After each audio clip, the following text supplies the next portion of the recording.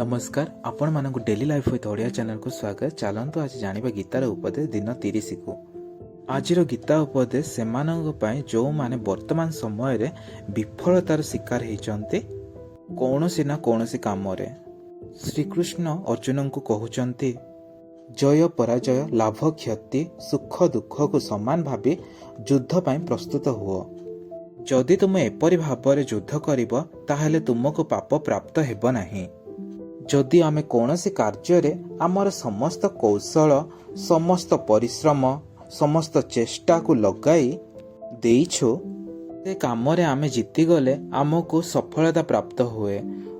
जदि भी आमे से काम हारी जाउछु ताहेले आमको कष्ट हुए नहीं, कारण से कार्यर सफलता पाई आमे समस्त प्रकार चेष्टा करिथिलु, समस्त कौशल को मध्य आपणैथिलु, किंतु से कार्य आमे सफलता हासिल करि पारिलु नाही।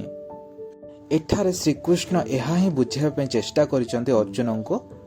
जदि आमे कौनसी काम रे समस्त प्रकार चेष्टा परे मध्य हार रो सामना करूचो बा विफलतार सामना करूचो ताहले आमको मन कष्ट करिबा उचित नुहे, कारण आगो कोन हेबो ताहा केही मध्य जानि नाहांती। निराश होबार कौनसी कारण नाही। आगो को बढ़ंतु, आगो को देखंतु, पछ को चाहिए किछि लाभ मध्य नाही। जा हेई जाइछि ता हेई जाइछि, ताकू न भाबी आगो को बढ़ंतु। रहुछि नमस्कार।